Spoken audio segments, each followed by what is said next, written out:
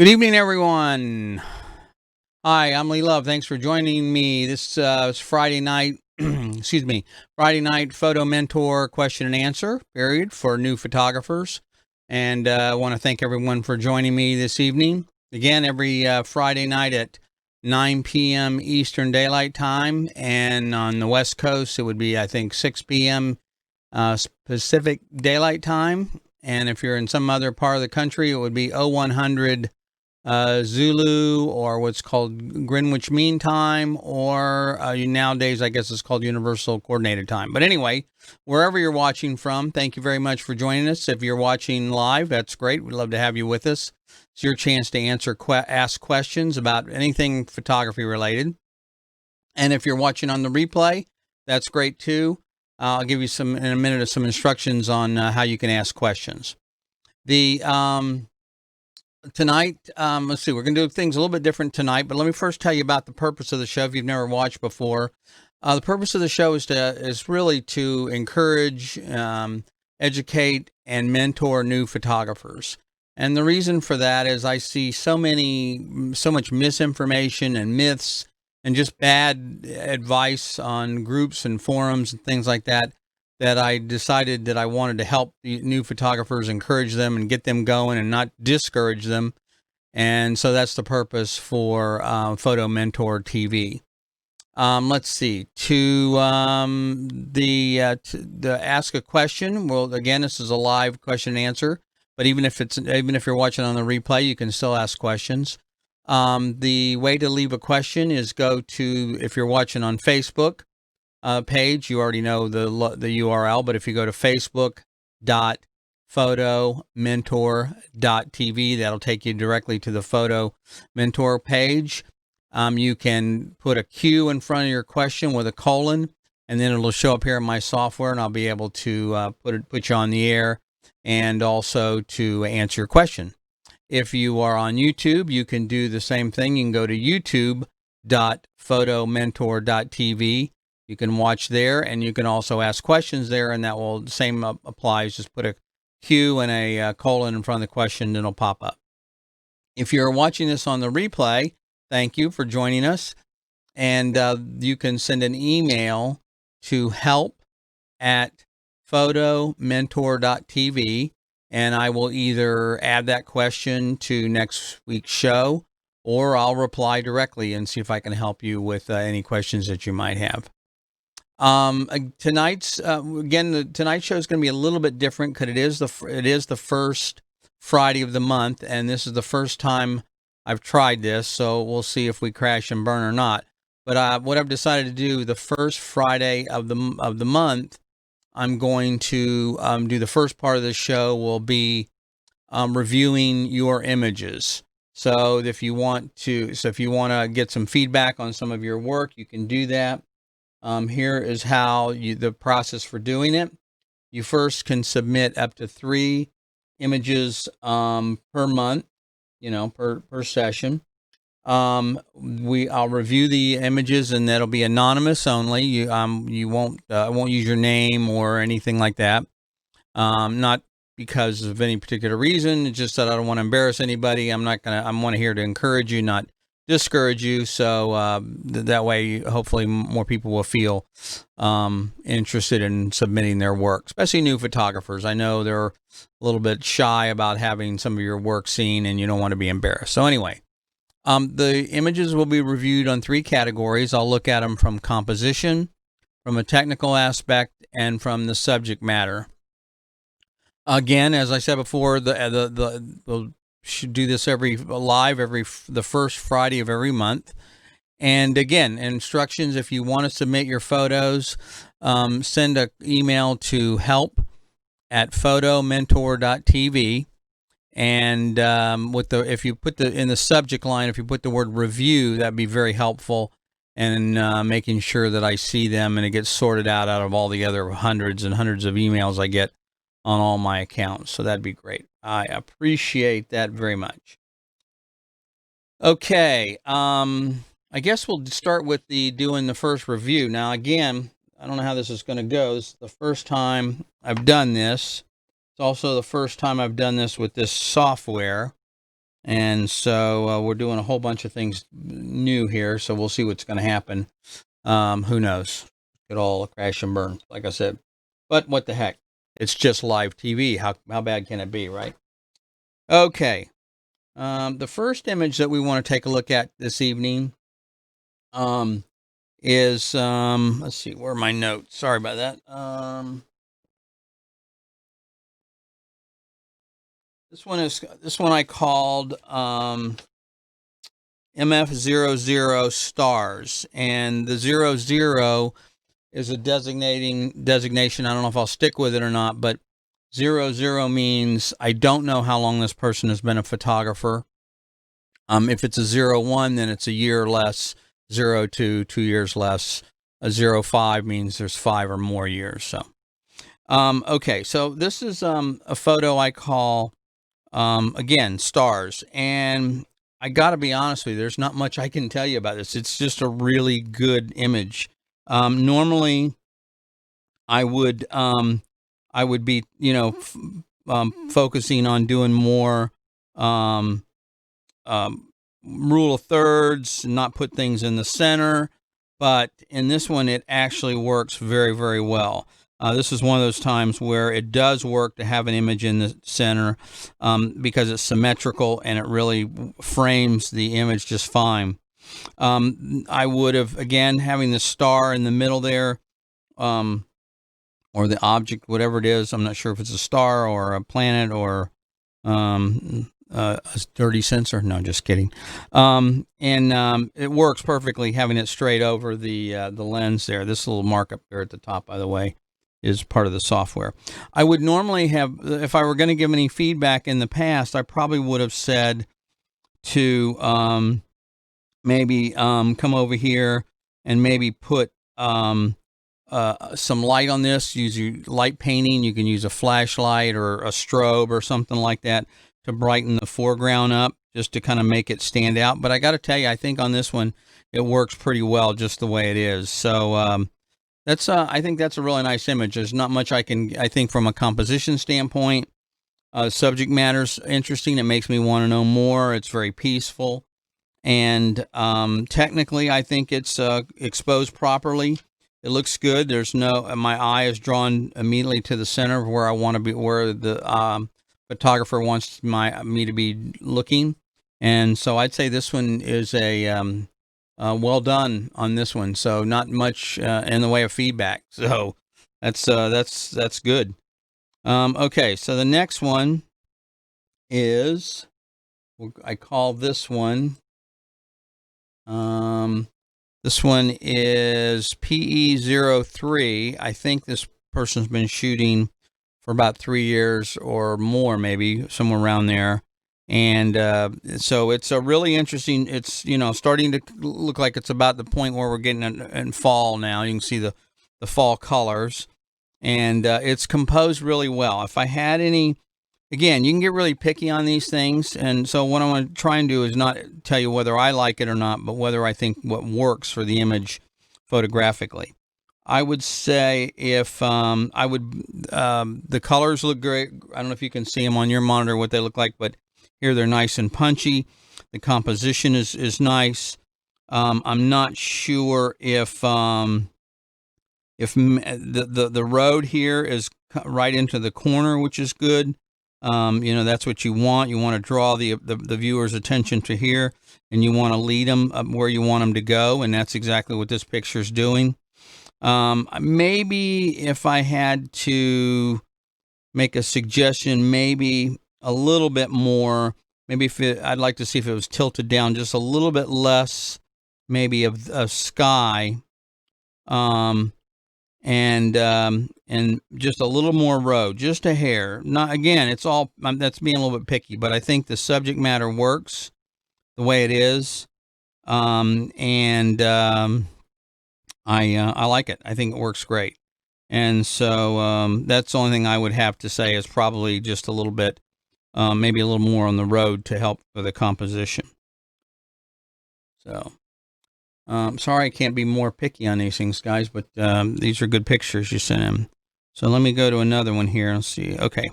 So this one's a little different.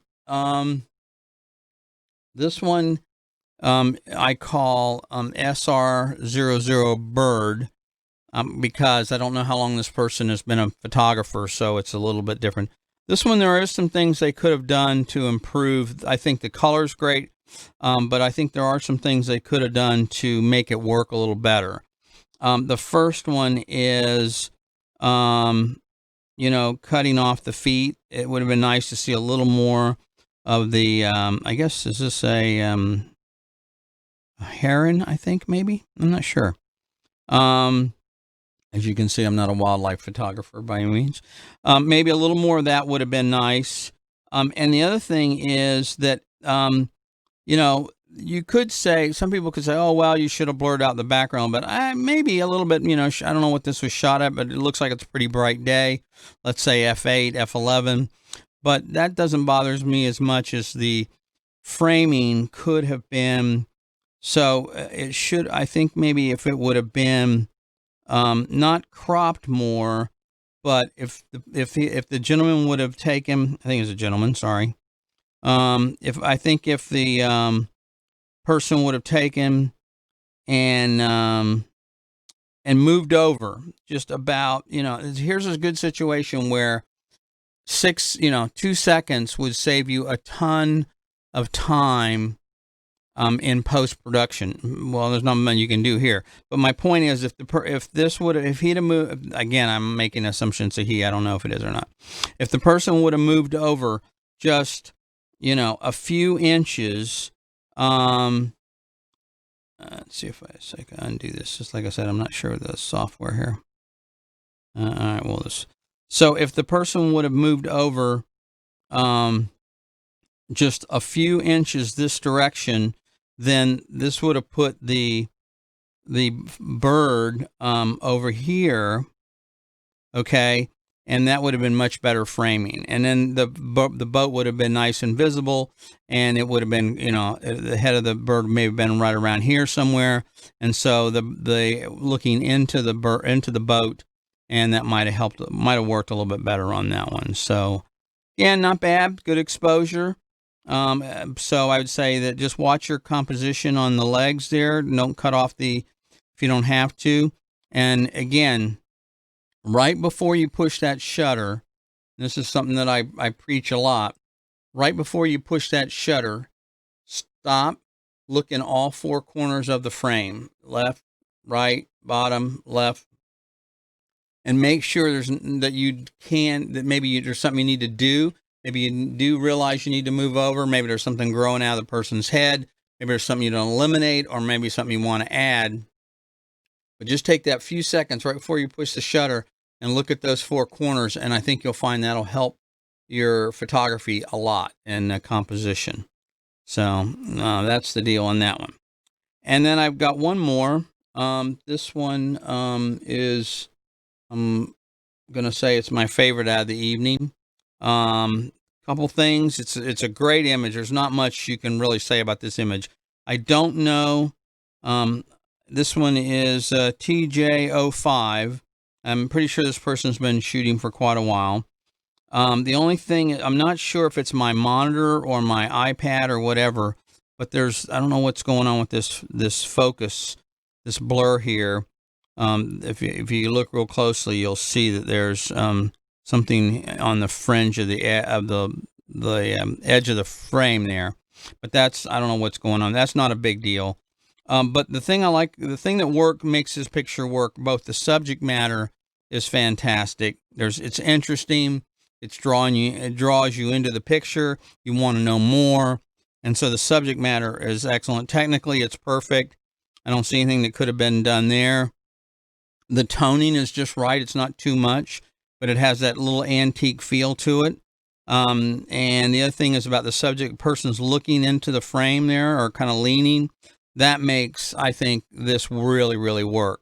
If they'd have just been standing there, it would have been okay. But because they're leaning and looking down the tracks, there is some anticipation going on there. And that's one of the things that makes this work here as well. Composition wise, good stuff here. Again, if you look, they use the rail right in here to bring right from the corner of the frame to bring your eye into the person, and that works perfectly there. A little bit of soft focus on the background there, a little bit of bokeh, and so you can still see what's going on. Doesn't need to be totally out of focus. You can still obviously tell it's a train station, and so that works. And just a great all-around image, I think.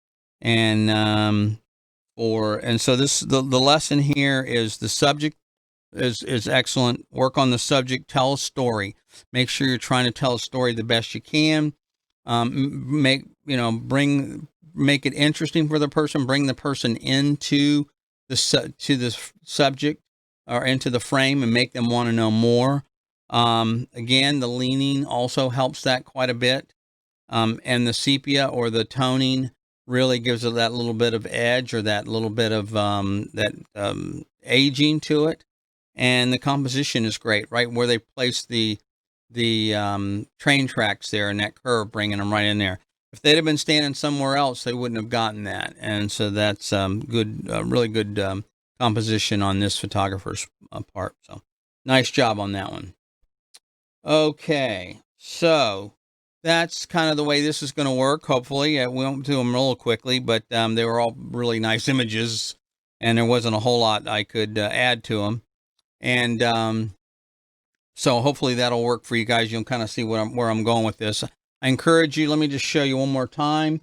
If you want to submit your photos, please do. You can submit up to 3 a month. The reviews will be anonymous, as you can see.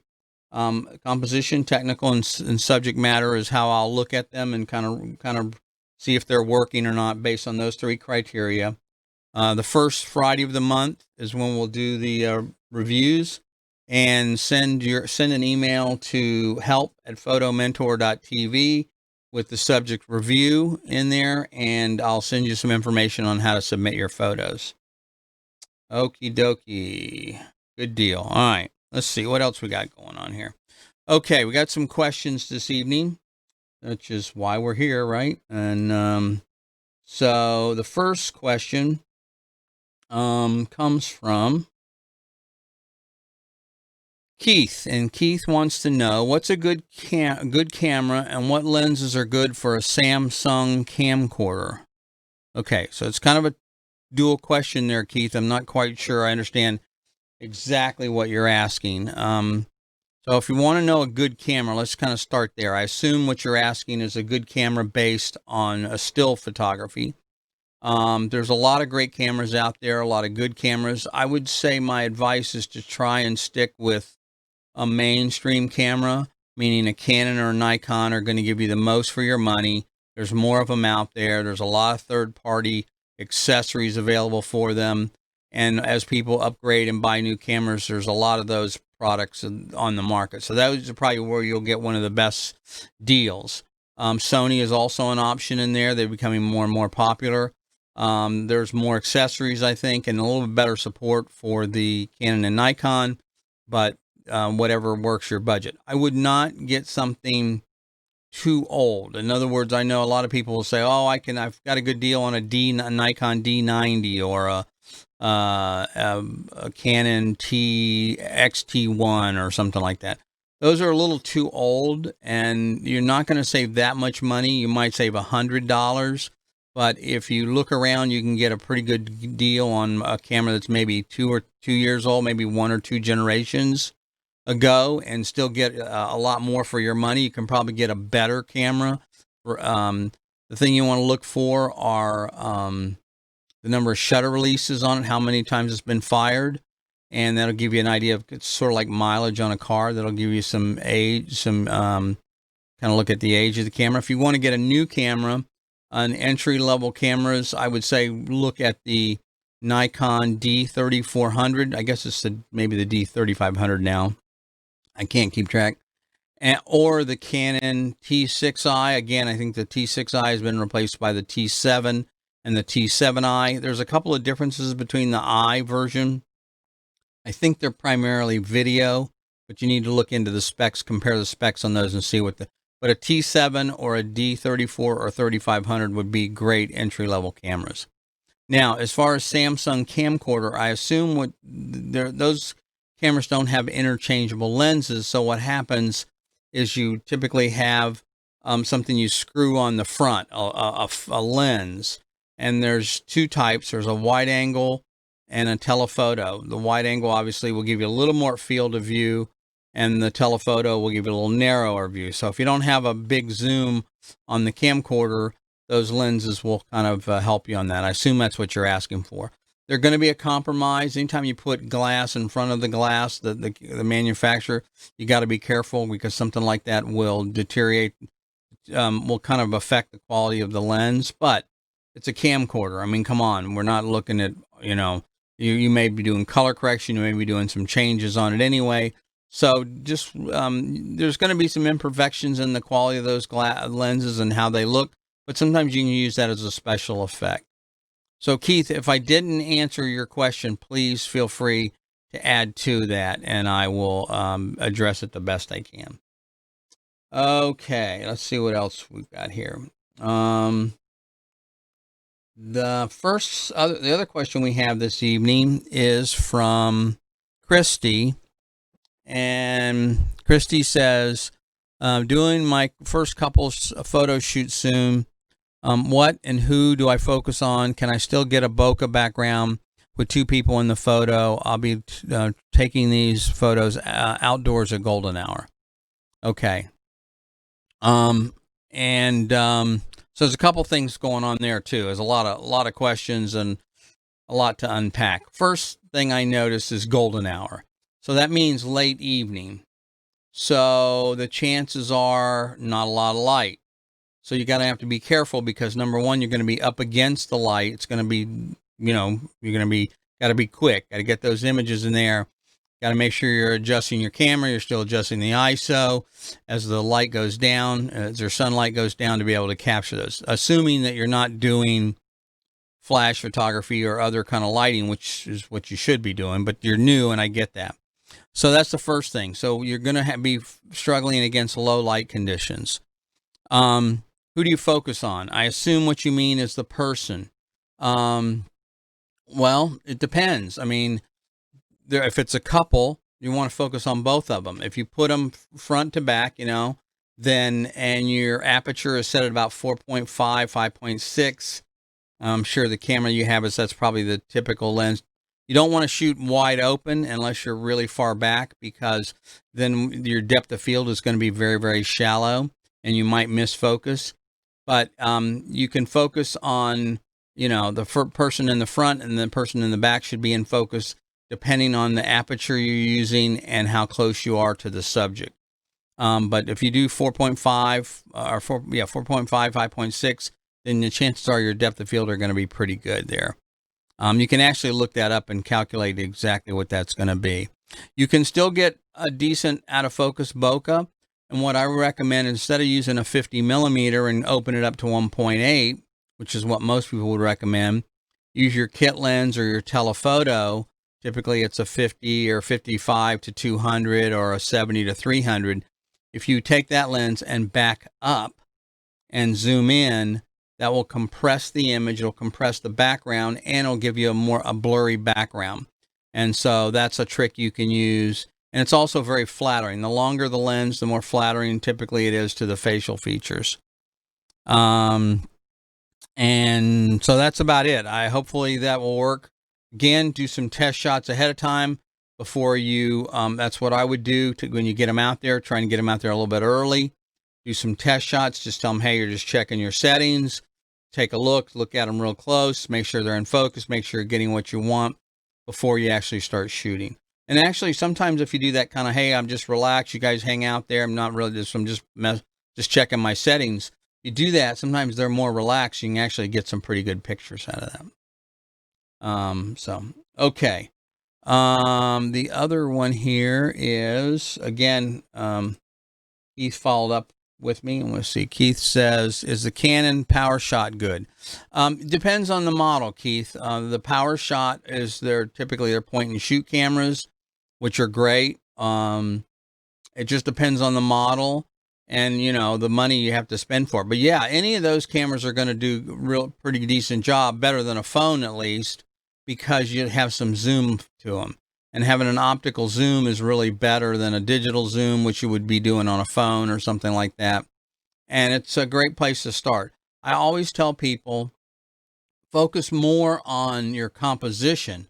If you looked at the pictures that we reviewed, I didn't talk about what camera those were shot at. I don't even think I really talked about camera settings or any of that. It doesn't matter. The pictures either work or they don't work, right? I could have been shot with, a lot of those could be shot with a phone, or they could have been shot with a point and shoot. It doesn't matter. And so that's why I say focus more on the composition, the subject matter, and the lighting, and that will benefit you much more than worrying about the camera. So yeah, if you can get a Canon PowerShot, start with that. Shoot with it as much as you can. Get comfortable with learning to see, learning to look and find images, no matter where you are, and then go from there. So okay. Again, if that's not enough, let me know. We'll go some more, follow up some more there, Keith. Okay.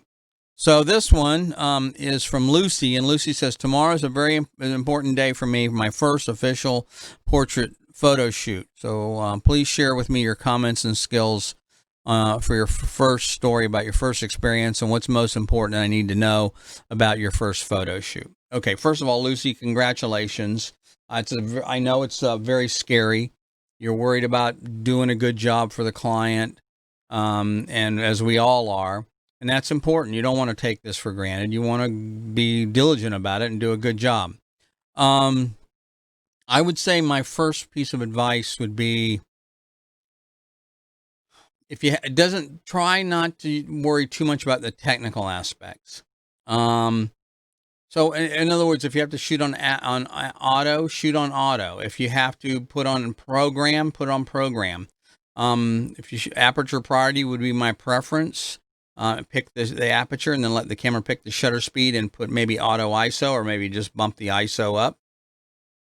But the trick is you want to engage your audience. You want to engage your client. You want to engage the couple or whoever it is you're photographing.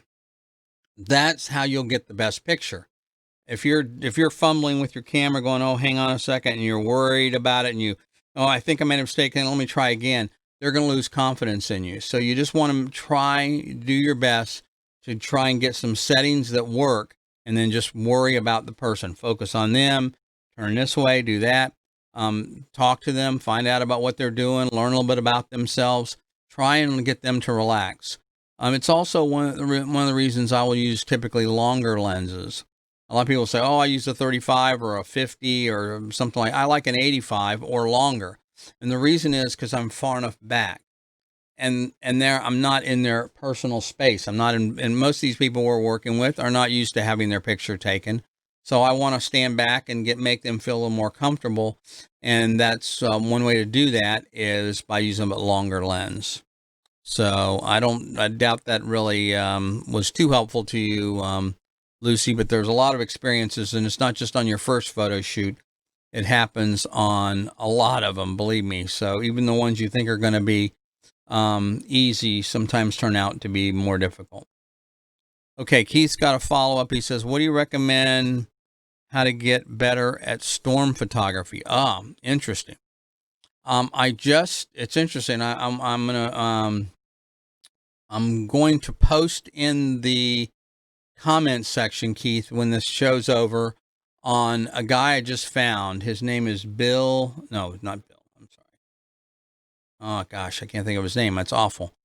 He has done some amazing storm photography and also amazing storm time lapse. I actually reached out to him. I'd like to use one of his time lapses in my countdown timer. Just beautiful, beautiful work. But I will post his stuff here in the comments after the show, and I'd reach out to him. And he has some videos on his YouTube channel that have him talking to the camera. I was just watching one in Phoenix. I think he's in New Mexico or something. He was doing storm chasing. He was talking about setting up his gear, talking about the storm. He obviously knows a lot about weather. It was really informative. So I will post that information at the end of the show. Sorry about that. That's a good one. Okay. Let's see here. Okay, next one is from Desiree, I think it is. I'm in the market for a new camera and a lens. I have an ideal budget and want to stay at the 2000 or less. Currently photograph with Nikon, but willing to switch brands. I would, that's a decent budget. You can do really well. You can get a pretty good system for that. Now lenses are always the key for that kind of, if you're a Nikon shooter, I would say first start looking at the Nikons. And the reason is, when I looked at all the different brands and I was a Nikon shooter, going from one model of Nikon to the other was no big deal. Even going from the DSLRs to the mirrorless, I don't know how to describe it. It feels like a Nikon, and the menus are the same. So the learning curve is very much less. I would say take a look at the Nikon, the new Z5, maybe a little hard to get because they're brand new. That's their new mirrorless full frame. And that's a pretty competitive camera for pricing wise and feature wise. Or look at the DSLR, the Nikon D780. That there was a 750 and now the 780. That's a great camera. I had a chance to shoot with that for a little bit, and in just a little bit of time I worked with, very, very nice camera. Good video capability, great stills, terrific low light capability. So take a look at the D780 or the Z5 and see what you think of those two. Okay. What's the difference between RAW and NEF RAW plus JPEG? I'm embarrassed. I have a video all ready to go. Well, I've got it all the program and I got all the bullet points and everything, and I just haven't recorded it, and I really need to get on that and get that out there. But basically there's a couple things. So RAW and then RAW plus JPEGs means the camera's going to shoot a RAW file and a JPEG, obviously, and the other one's just going to shoot a RAW file. Now, the things that I think most people don't understand is a RAW file is not a photo. The RAW file is just data. It's data sent from the sensor and the camera, of course, to the card. So you can't send it to someone. You can't post it online. It's not it's not a photo. It's a data file. You need software to really kind of decode it, so to speak, and view it, and then you can manipulate it. Now, the beauty of the RAW file, it's larger. Now, some say it may not be an advantage, but it is because it's a better quality file. It's not compressed the way a JPEG is, so you're going to get a better quality image out of it. It's actually a higher bit depth. I don't want to go on all the details of that right now, but it's just a better quality image. But you have to have some software to post-process it. Again, it's a digital negative. So you have something like Lightroom or Luminar or Photoshop or Affinity Photo, and those can all read those RAW files. And then from there, you can make your adjustments. So what happens is the camera stores all those settings that you make on the and puts them in the RAW file, but they're not permanent. It's non-destructive. So let's say you forget to change the white balance, and you're shooting on tungsten. Maybe you had a shoot the night before where you're on tungsten and you're shooting outdoors. Well, then if you do that, all your pictures are going to be blue. Well, no big deal with RAW file. You can just go in, click on daylight, and it's going to automatically show the file in a daylight white balance. And there's some other things you can do as well, but that's the difference. Now, the problem is that may be inconvenient. So, because you have to go through and post-process all those images. So, what you want to be able to do is with a JPEG, the beauty of a JPEG is they're small, they're compressed, they're already done. In other words, all the settings of the camera are kind of baked into the image. I describe it as the difference between a negative and a print, right? In the film days, you had a negative, and then you had to have it go through the lab. It had to go through the chemicals. It had to be processed, and it was still just a negative. Then you had to print it.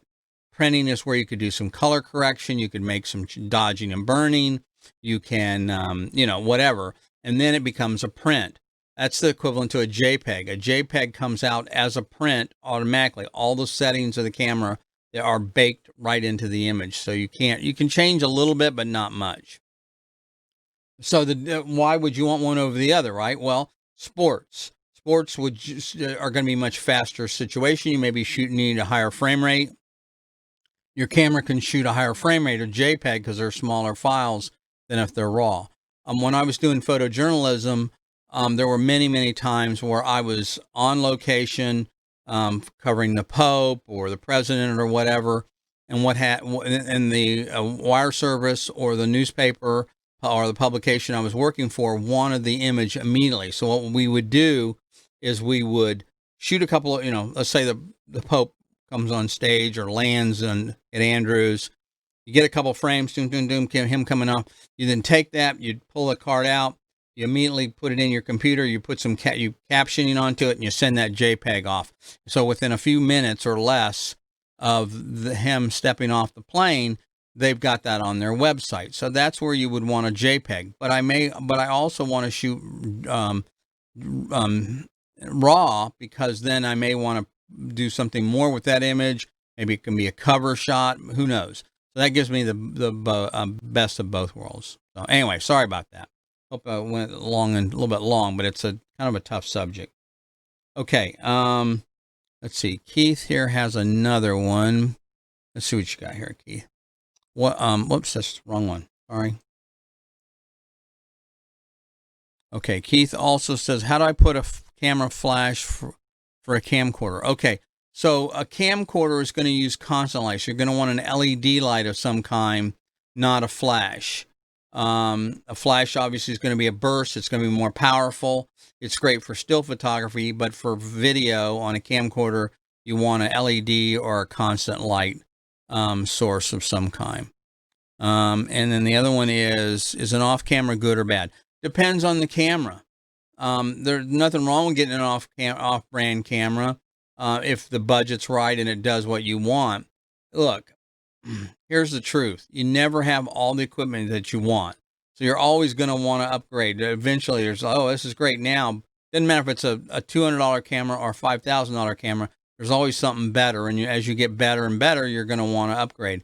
So start with whatever you can get your hands on. If it means starting with something like the PowerShot SX530, that I believe, if I remember right, it's a pretty good little camera. I don't remember what the zoom on it is. I have to check it out. But still, the things you want to look for are, if it's new, then you're in good shape. It's going to have a year warranty on it. The only thing with those little cameras I've seen a lot of problems is that when the lens is extended, if you bump it against something or get any little grain of sand around that lens, then the lens won't close, or it'll close and then it gets stuck and won't open. That's the biggest problem I've seen with all those cameras. And it doesn't take much to jar that when that lens is extended. So just be careful. But yeah, that's a great camera, Keith. There's nothing wrong with that. If that's something you think you can get your hands on to start with, then go for it. Okay. Let's see what else we got here. So, Olivia, what's the best zoom lens for shooting wildlife? That's kind of a trick question, by the way. And the reason is a long one and a fast one, which means an expensive one. So when you're shooting wildlife, obviously you can't move many times. So the trick there is you need focal length. So there's a couple of lenses that you could look into. I don't know what camera you're using, so something that would be helpful to know. But you want something at least 200, 300, 400 millimeter, probably. There's a couple, if you're shooting Nikon makes a really nice 200 to 400 f 5.6 lens, very, very sharp lens. It's about $1,400, which may seem like a lot of money, but believe me, when I was shooting sports for a living in photojournalism, I had a $10,000 lens that was a 400 millimeter f2.8. That thing was a beast, but it was beautiful. And so to get the focal length and the aperture, they're very expensive. The other two lenses you could look at, both Tamron and Sigma, make a 150 to 600 millimeter lens. Those are right around 5.6 to 6.3, meaning they're variable. When you're at 150 or then it's the widest aperture. When you zoom in, it's going to close down a little bit. But those are great lenses, and they go on sale for around, I think the Sigma you'll see around $900. Normally it's a little over $1,000 or so. And I believe the Tamron is around $1,200, and it goes on sale maybe $100 off on that as well. Okay. Okay, this is a great question. So Keith is our popular player here tonight and gets the award. Keith, white balance that's a terrific question. Thank you for asking it. So what happens is there's different color light. Okay, so the color temperature of light. So the sunlight has a rating of roughly, and it's measured in what they call Kelvin. Don't worry about what Kelvin is. It's just a metric that they use. So around 6,000 Kelvin. That's daylight. A tungsten light bulb is around 3,200 Kelvin. So it's a much warmer look, right? I mean, you obviously know that. So the bluer the light is, the higher the number, the warmer or the more yellow the light is, the warmer we call it, then the lower the number. So what happens, though, when you get in a situation, the camera doesn't always know. Now, they've gotten much, much better. You put it on auto white balance, and what happens is the camera can read the light and make an adjustment to make sure it's calibrated for that color of light, that white balance, color temperature of that light. But you also have settings on your camera: tungsten, fluorescent, daylight, cloudy, and a couple others, I think. So you can, if you want super accurate white balance, then you would change your setting on your camera to match the exact lighting. Sometimes you're in a mixed environment. We have two kinds of color, maybe daylight coming in from a window, but it also a lamp in the room. And so you kind of need to balance those and make sure the thing looks proper. So that's what white balance is in a nutshell. And it's something that you sometimes have to be concerned about. You can actually use it to your benefit, but that's where the raw comes in. So if you're in a weird situation with a little bit of odd lighting, then you can adjust it. Something I'll say about white balance is that I've noticed that. So, I should keep this nearby because this question comes up.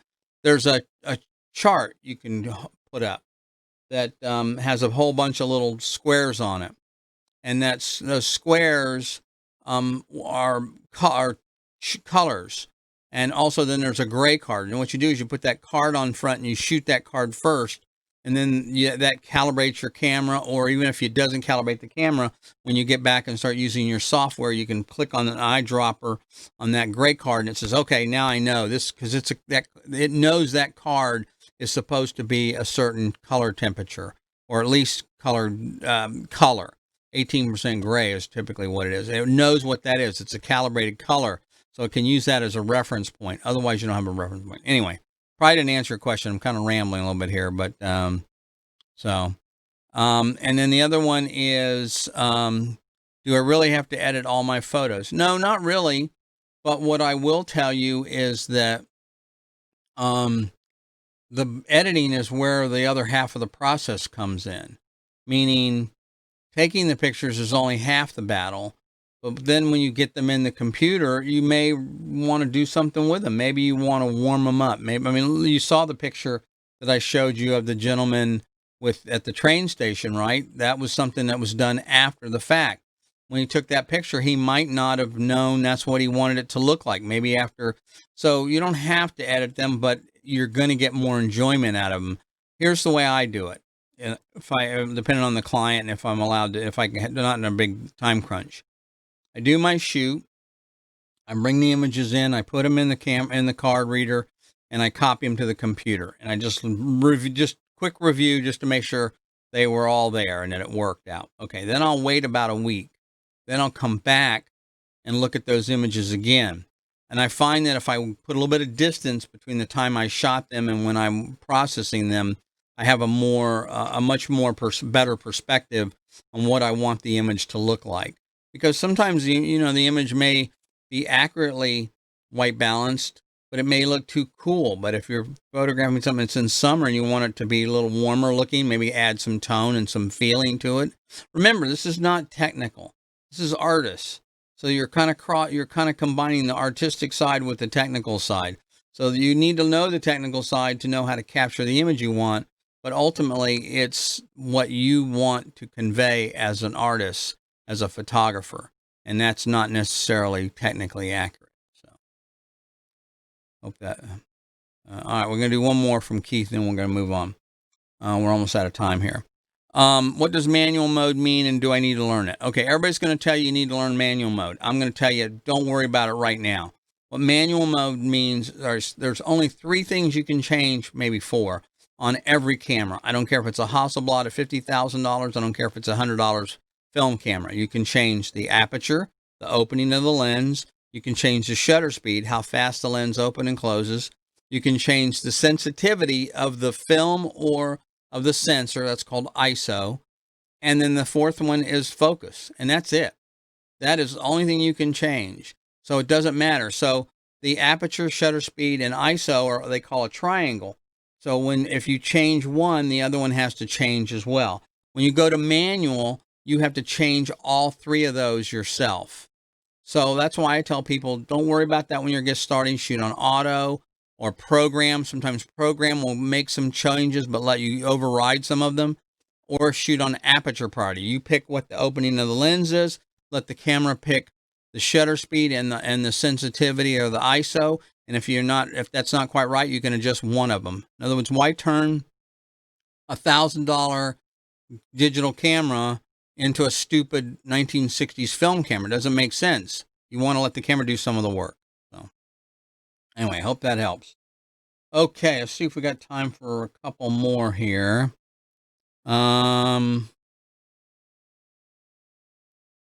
We did this one. Okay, so the other one is I have a session a couple weeks in a barn. I'm afraid that lighting is going to suck, and to be honest, I own a flash, but never use it.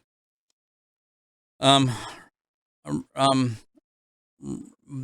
to use lighting. Lighting will change your photography. I can't tell you that enough. I know it's confusing, but with one light, one speed light, you would be amazed. A flash, speed light, flash. I use that term interchangeably. Typically, speed light is a camera, a flash that goes on the camera. A strobe is one that would go off the camera. But the point is, with one light, you would be amazed at what you can do. There are tons of courses and classes and videos on one light photography. And if you learn how to use lighting, it will improve your confidence more than anything else you can do, because now you're not afraid to go into a situation like this. You know you can make a picture no matter what the lighting is like, because you're carrying your own lighting with you. So, this is a good one. We'll make this one our last one, I think, to see. How do you get men to work with you? I've done an engagement shoot and a wedding, and both times the men were just not having it. The groom literally waved me off and then disappeared when we did pictures. Well, Sarah, I'm sorry. Men, meaning us, we don't have much tolerance for that kind of stuff. We don't like having our picture taken a lot of times, and we just, So here's my advice to you. Pull the groom aside, pull the men aside, and say, look, I know you don't want to have your picture taken. I understand. I don't want to bother you. I know you're having but this is your wife's day. You're doing this for her. You love her, and you're going through all of this, and this is important to her. So give me a little bit of your time, work with me. I'll be quick as I can, but please understand why you're doing this. This is not for me, not for you. This is for her. And I think if you approach it that way, and the guy is any kind of man and not a jerk, then he'll understand that. And just make sure he understands that, look, these pictures are going to be forever, hopefully. So if you impress upon him that and talk to him honestly about it, let him know you're only going to take as little time as possible, but he's doing this for his wife, or future wife, then I think that will be, the best you can do. It's tough. I mean, a lot of times men don't like to do these things, and I understand how it goes. So anyway, so I appreciate you your time this evening, everybody, and I hope that you will join us again next week. I appreciate all the questions. Really great questions this week, by the way. And again, check us out on Facebook, Photo Mentor, or facebook.photomentor.tv, or YouTube, youtube.photomentor.tv, or you can go to our website, photomentor.tv. But again, if you want to have your pictures reviewed and next month, be sure and send us an email to help@photomentor.tv with the word review in the subject. And we'd love to help you. If you have any questions, be sure and reach out anytime, and we'll do the best we can. So to give you a straight and honest answer. So anyway, thanks for joining us, and have a good evening.